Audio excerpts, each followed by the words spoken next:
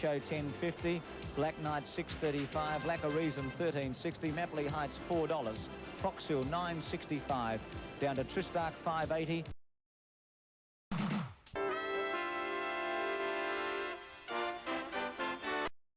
I'm a Prince 360 Kiwi, 635 Black Knight, $4 for Mapley Heights, 965 for Foxhill, 580 for Tristark. What a Nuisance 880, number 18 KOIRO Corrie May 495 and 285 also.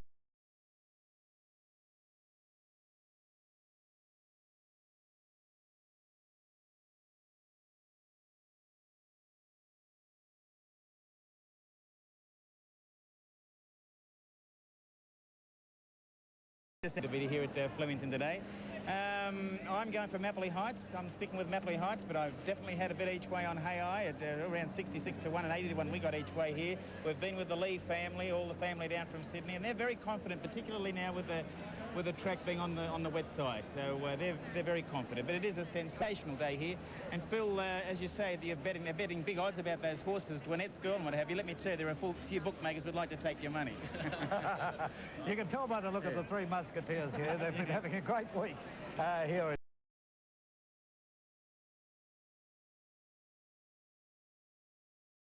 Now the horses are in the mounting yard for the 1985 Foster's Melbourne. Kelly. Well, he certainly is the class horse of the race, Phil, having won the cock. Never seen a scene like this in the mounting yard in all the years I've been coming to Flemington, Ron Taylor. I haven't either, Phil Gibbs. I really have not. I was just remarking to Rob Reddings there that I have never seen so many people in the mounting. The excitement here. Number 2 I'm talking about anyway. Hay, the Caulfield Cup winner. He's just not quite at his best form, but the rain has helped his chances. Well, Kiwi knows where he is today. He's back where he won the Melbourne Cup 2 years ago, and he's been prancing and playing up to the crowd in the mounting yard. His form in New Zealand is first class, and he's going to be very hard to beat once again. Number 5, Late Show, Jay Cassidy. Won the Sydney Cup in the autumn, Phil. His form was quite good. His winner, number 6 in the book, Black Knight, to be ridden by Peter Cook. Yes, a very colourful horse, wearing those red blinkers, matching his glossy black coat. His form leading up hasn't been quite as good. Third in the Caulfield Cup on October 19. Disappointing in the McKinnon Stakes on Saturday, but he's a strong, solid horse who should... Yes, well, we're looking at the proud mother-to-be of the future, Mapley Heights. A pregnant mare has never won the Melbourne Cup. Can she do it? She was third last year. She's a bigger and better horse this time. She's the one. And then we have number 10, is it? Number 9, Foxhill, P.D. Johnson. Phil, he's been racing in just about everything. Second in the Metropolitan, 6th in the Cox Plate at Moonee Valley, 4th in the Dalgety. He's a solid horse. He's won over 3,200 metres. He must be a chance. And here we have the 8-seat luxury jet. Yes, well, he'll be... The native, Wayne Harris. Won the Metropolitan... The Caulfield Cup winner, the Foster's Caulfield Cup winner, Tristark, Wayne Trelaw. Certainly one of the really true form. 13, What a Nuisance, to be ridden by Pat Hyland. He's been running on in all his races, Phil, suggesting... Geelong Cup, to be ridden by L.O. Sullivan. Well, this is the one everyone's talking about now that the track is wet. KOIRO Corrie May won the Geelong Cup on a dead track in great style, and she will... Heffernan. Well, this is the one that Tasmanians will be hoping for, bred in the Apple Isle and racing well. And finally, number 24, Butternut, Michael Riley. She's won 2 of her last 3 starts, Phil, including the Moonee Valley Cup, which she won by a short half head from Rocky Roller. It was a great performance. It was a great performance, and Butternut could run well, but I think that her class may be telling in the closing stages. And the field will be led out onto the track by 1979 winner Hyperno, and a great honour for the connections of that horse. Maree Belle, betting out there in the betting ring. It must be frantic. Fast and furious is the word, Phil. Fast and furious. The way was led by a famous big punter who stepped straight into our Sophia and snapped up what was left of the 5 to 1 with one colossal bet of 150,000 to 30,000 with Mike Faulkner. That set the tempo. From there on, many of them were well backed. The biggest individual bet I've been able to find, the biggest result stands to a New Zealand punter who will collect $500,000 for an outlay of 35,000 if KOIRO Corrie May can be successful. Other big bets include a colossal plunge on Mapley Heights, who's been 10 to 1 into 6 to 1. She has been backed to win $100,000 in several places. The other one who's been well supported is the old favourite Kiwi, the 1983 winner, 100,000 to 12,000, 100,000 to 14,000, several times with both Graham Samperi and Mike Faulkner. It's been an exciting betting Melbourne Cup. Every bookmaker's held at least 10,000, the biggest are holding 400,000. Soon we'll be able to see the result. At the moment, it's our Sophia, 5-1 favourite. Thank you very much, Maree. Well, there you have the latest on the betting details for the big one today as the horses now prepare to move out onto the track here at Royal Flemington.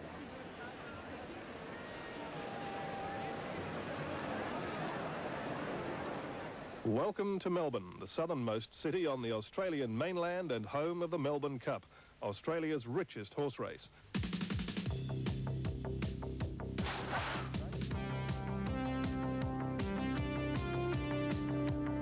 Prize money this year is $1 million for the 125th running of the race that stops a nation. Since 1861, the first Tuesday of November has been the one day of the year when Australia truly has just one thing on its mind: the gruelling 2-mile handicap gallop that guarantees racing immortality for one of the 24 best stayers in the Southern Hemisphere. This year's race is not only special for the 125th anniversary and the $1 million prize money, but also for two other important reasons. 1985 sees the state of Victoria celebrating its 150th birthday. It's also an orgy of betting. On this one 3.5-minute race this year, 15 million Australians will wager a staggering $100 million. That's nearly $7 for every man, woman and child in the country. And from the city of Melbourne, Australia's second largest, with a population of 3 million. Wins, so it's really quite close. Towards this massive crowd that we have here today. The former record is 118,000 people. I think with the rain that we had this morning has kept a few people away. But, of course, we have seen the royal couple here today. They arrived at the racecourse after the second run.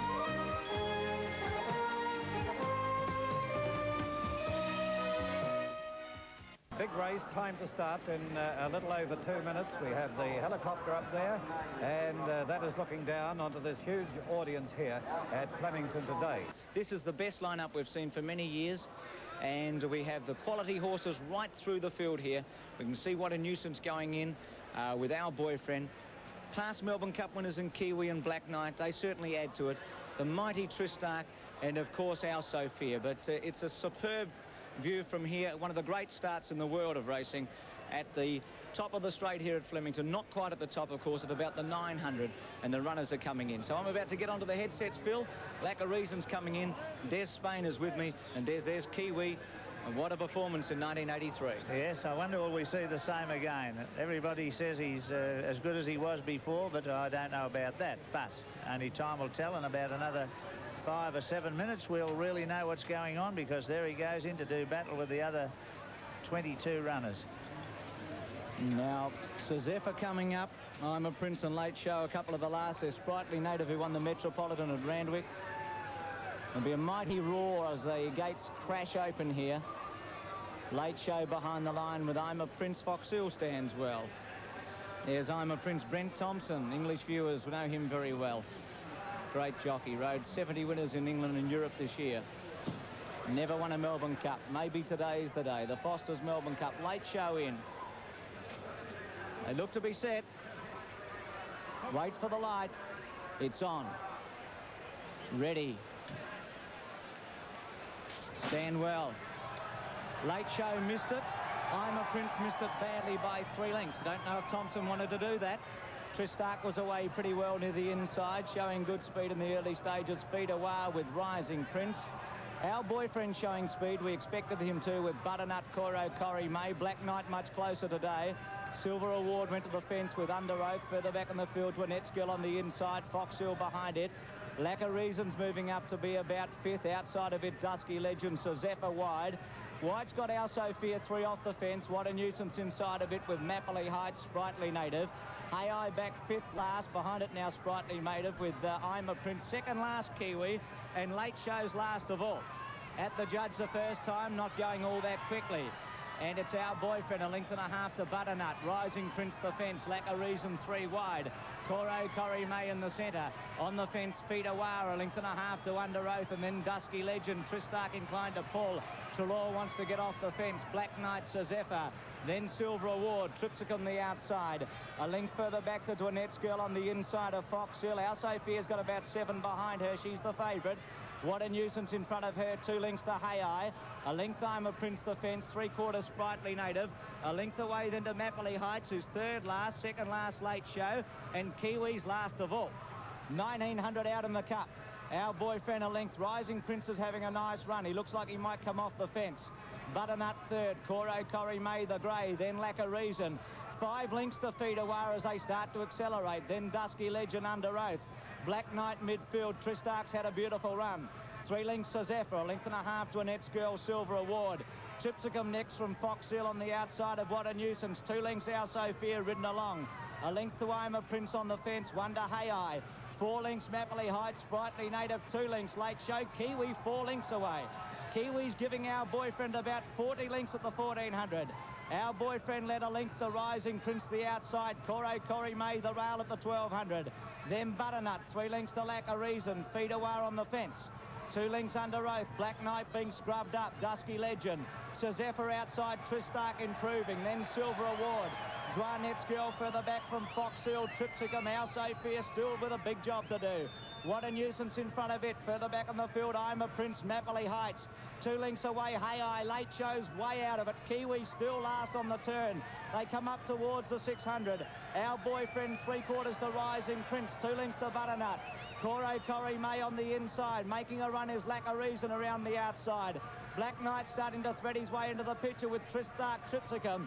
Zephyr in front of them from Dusky Legend. Outrider Silver Award. Our Sophia starting to thread her way through, but well back. Kiwi, I don't know if he can win today. Mappley Heights second last, and back with Mappley Heights, Hay Eye and Late Show. Our Boyfriend 2 in front of Butternut. Then Corrie May, What a Nuisance. Feet Awar's under the whip. Tristark went to the fence from TRIPSACUM. I'm a Prince coming with a great run. Corrie May's got to this one. Our Boyfriend with Butternut. What a Nuisance. I'm a Prince and Feet Awar. What a Nuisance goes to Corrie May. Corrie May and What a Nuisance. What a Nuisance wins the Foster's Melbourne Cup. A nose to Corrie May. Third and flashing up would have been TRIPSACUM. In that group of horses, Butternut, with also Feet Awar and I'm a Prince and Tristark. Next time, Our Boyfriend, Black Knight, Our Sophia, Silver Award. Kiwi, not today. Then Hay Eye, Dusky Legend, Mappley Heights, Under Oath, Late Show, Sprightly Native. Fox Hill, Lack of Reason, one of the last to Annette's Girl. Rising Prince failed to stay. And Zephyr. It's above of the head. The camera will split them, but What a Nuisance has won the Foster's Melbourne Cup from Corrie May, and TRIPSACUM will be third. And Despain, Pat Hyland, has recovered from a shocking fall 18 months ago in South Australia when we thought he would never ride again. Well, his number hasn't gone up yet, but it will. There's no doubting that What a Nuisance has won the race. And you'll see number 13. It's not an unlucky number today for Pat. But that's what he wanted. There it goes. What a Nuisance has won the Foster's Melbourne Cup in a thriller from Corrie May. TRIPSACUM will be third. It's 13, 18, 3:23 the time. 23 third TRIPSACUM. Feet Awar will be fourth. And Butternut fifth. So some surprises. Yes, 20 Feet Awar.